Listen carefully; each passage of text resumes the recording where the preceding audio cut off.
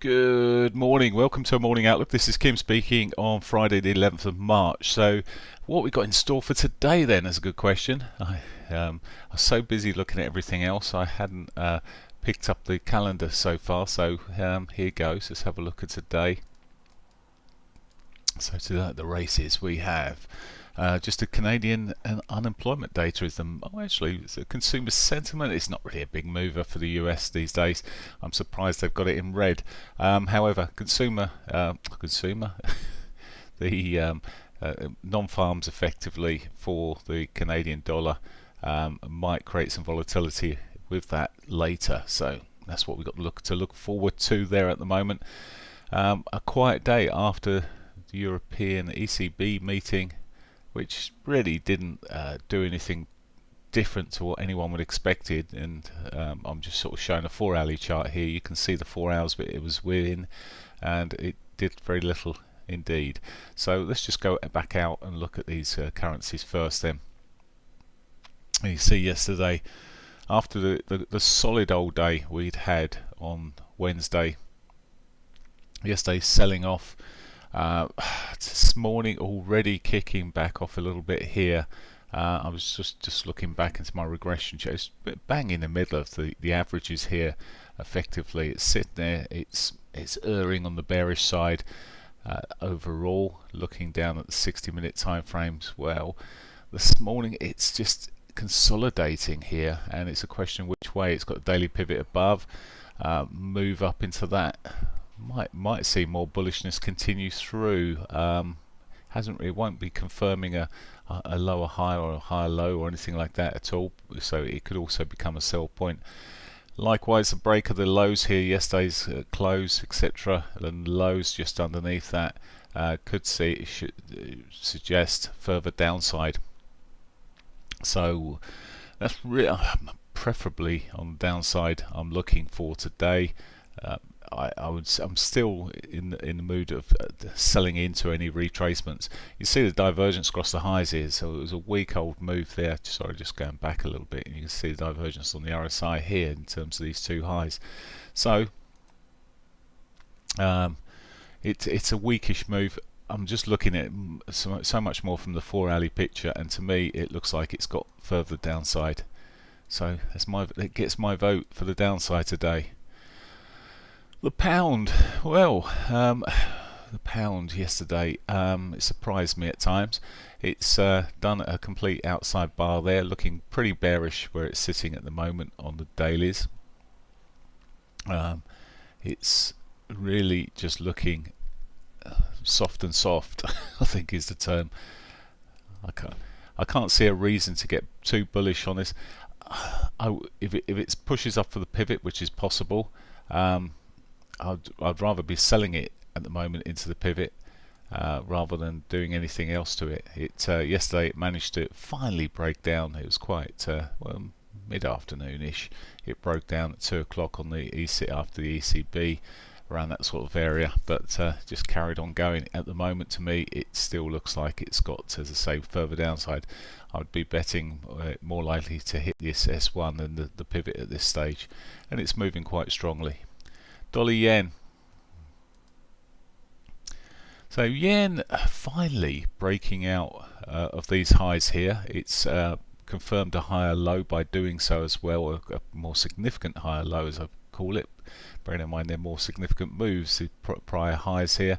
So it's just come out a step, and we've been sitting in this sort of it's always been high lows, high highs on the bigger picture here. But it's easy to get loose sight of that a little bit. But it's eventually, this week has been a week where it's handed back some of its previous gains and thus leaving itself quite weak. The US dollar is quite strong against here. It broke out in the early part of the week there, and it's came back, consolidated, and off it went. So it's already done it. in real terms, possibly for today. Yes, it's got an untouched daily pivot below it, and it's already run into its R3.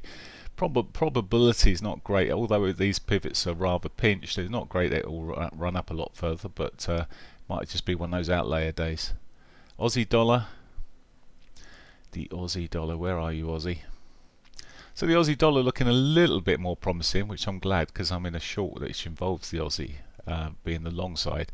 The Aussie dollar, it's pushing up at the moment and looking like it's a commodity currency that's going to push on and gain some more high lows, high highs through on the 4 hourly. It did look a little bit earlier, a little bit weaker on the 60-minute time frame here, but it's looking okay. Potential to push up further, and yeah, high lows, high highs. It's already hit the daily pivot. R1, where's the R1? Right up at 73.93. So if it does get a bit of a wiggle on, it's got a good old target up there. Yesterday's highs will be, of course, a point of resistance. Morning, Balbia. Point of resistance there into yesterday's highs. But if it can break through there, there's the next target, 73.93.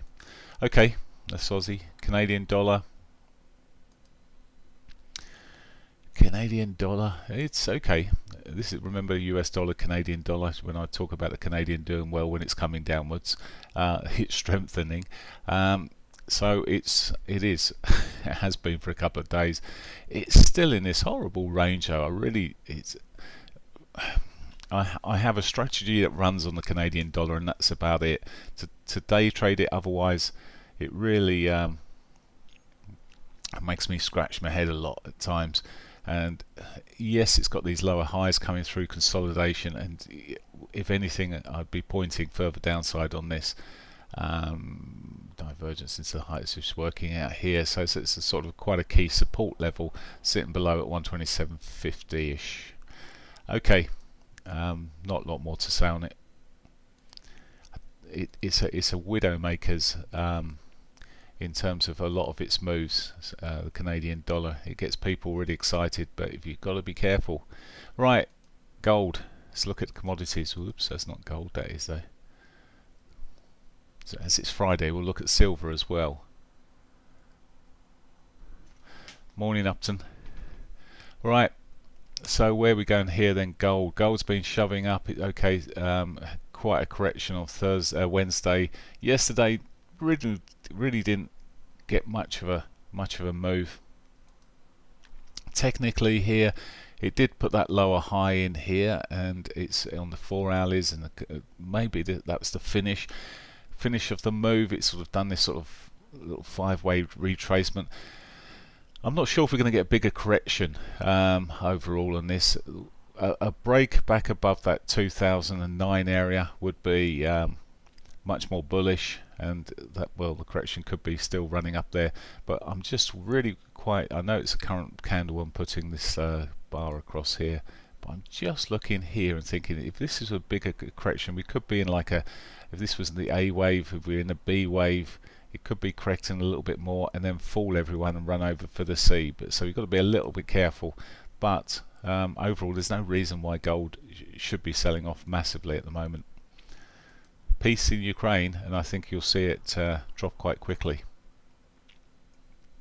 Just a warning there. Oil, missed oil yesterday. Was looking for half-size shorts. I've got into that point with oil at the moment. At times I'm looking at half-size shorts where it is so high and where it's given sort of bearish moves, but we might be on full-size longs. We'll see. It again, it's a bit like oil. It's done this sort of 1, 2, 3, 4, 5 sort of, although it hasn't really finished the bottom part here. Is this over, or is it going to pull back in there? You can see how I was big intentions here. There was the alert still sitting up. Let's just take that off there, otherwise I forget it's still there. But it really sold. It has sold off again. If I come down the time frames, it's just, look at it. There you go. There was my line in the sand yesterday. It did break down at 2 o'clock of all the times. I actually eventually missed it. I was looking around and I missed it. Now it's come pretty much back to its lows here, which would have been target sort of territory, but it is bouncing at the moment, and I think that, as I say, for me it's a full size position to the upside. I need to look at this later. Let me just take that off. I need to look at this later because I'm only looking to trade it in the afternoons. Just got better volume, bit more safety through it at that time. So there you go, there's the line in the sand. A break really above the daily pivot, it becomes much more bullish, but again, I wouldn't be buying this until post midday-ish onwards is where the volume really starts coming in. 2 o'clock is the better time. So patience here, but it does look like it might do something. Of course, it could just break my trend line here, running to the daily pivot and then roll over. So let's let it do itself, do whatever it wants this morning, and get in on the bigger movement. If you're not convinced with the bigger movement, the 2 o'clock bar, look, that's when the volumes start to come in. Look how big a movement it was.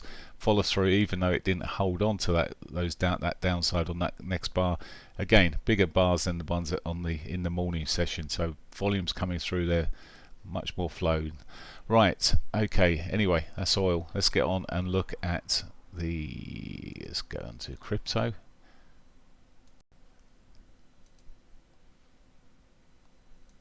So I'm going to come back here. Actually, I did say, I'm sure I said I'd have a look at silver. I know if I haven't looked at it, someone will ask me.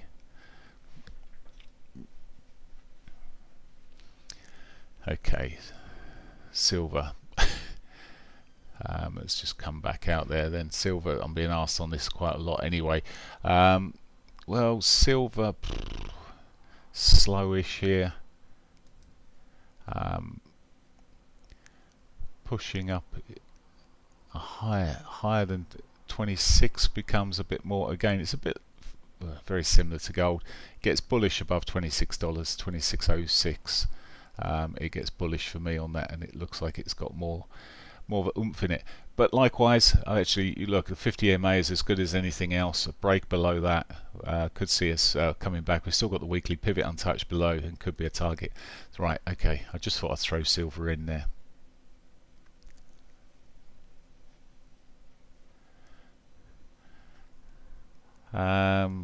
Fed is a real risk if they don't increase interest rates. I don't think they won't increase interest rates. They haven't said anything to the contrary yet, as I see. But unless I've missed something, they're going to be increasing every opportunity. Last time I read, Christina. So we'll see. Morning, Andrew. Sorry. Okay, so let's get onto the bitcoins first. Bitcoins, the cryptos, even. So yesterday, well, no surprises. It just chopped around, and we're remaining in this chop zone. It is getting a little bit more sort of lower highs, fractionally lower highs, fractionally higher lows, so sort of getting into a sort of more of a squeeze sort of move from where we could see a more significant shove. But regardless, for me, it's got to be above 46 to be on that bullish side. And if it ever gets there, just watch for the spike through it and the pullback within range, because that could well happen, just to get people enticed as people sell off their positions. So we got to be careful. However, it's so far away from that at the moment. Unless something significant happens here, it's destined to remain in this channel. Now, if you're looking at channels, and here we got I was talking about wedges. Well, there's the same old wedge sitting here with lower highs running through. So same old pattern. If anything, a clearer lower highs, lower lows. Okay, Raspberry Ripple consolidating sidewards, walking out the trend line here. Can't build too much into that. Again, it needs to be breaking through sort of 81 to start putting higher lows in. I'm not sure what's happened with the court case that's running around on Ripple at the moment, but if that starts getting solved, we could see some unusual movements relative to the other cryptos. But for now, same old all the way through here. So I'm not going to run through every single one of them. You've got the same. I mean, in fact, as I said, FTM really selling off there. So let's move on and look at the indices.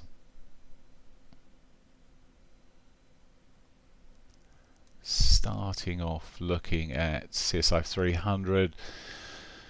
Had a little bit update over through the Asian session there, but the Nick has had a down day. So, but overall, as I said, any decent retracements are good opportunities for me to be looking for selling them. But in fact, I can go right through these markets in the order I've got them here. But at the moment, I'm being patient on some of them. I'd rather them pull up some more. The only one I wouldn't really want to be selling too much is the FTSE. The FTSE, okay, it had this sort of, it's burnt through on the basis of Ukraine situation. However, prior to that, it was outperforming most of the indices in terms of it was still pushing up pretty solidly. It was making new highs when the others were not doing anything at all. So, and it's crammed full of commodity companies, etc., and oil. So it's got potential to shove up there. Anyway, moving on to DAX, down day yesterday, just not looking promising at all here, and it might be a continuation of that today. I'm just sort of looking at early doors here, but it's already had a little chip down, as has the CAC. So these have both chipped down and retraced at the moment. S&Ps, similar old case, but you just could see the more days go past, the more weeks go past, it's a slow old sort of step, but they're just stepping downwards. They're continuing in this bearish run. If anyone's holding a position, hold that position. It's just looking bearish and more, as I say, I can't get anything bullish out of this market. Just looking at Nifty 50, one of the stronger contenders into a degree, but it's coming up to this sort of resistance level at 16,855, which will be interesting to see how it reacts to that, filling the gap and reacting into those prior lows. But as I say, I remain bearish on that as well when it gets there. Right, okay, that is it for me this morning. I wish you guys a great weekend. For those that are following on YouTube, do come and join us next week. You need to, there's a little link below this video. If you click on that, you can come and join us for the week, what I'll be doing next within the room is going through some other pairings. We were in a position from yesterday. We'll look at how if we manage that at all, or just leave it, and so on, and look for the other opportunities. We get the plans together. We look at more detail. So if you want to join for that, there's a video underneath, a link underneath this video.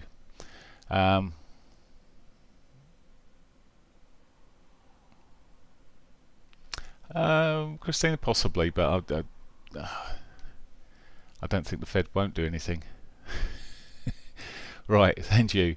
That's it for me anyway. Take care. Have a great one. Bye for now.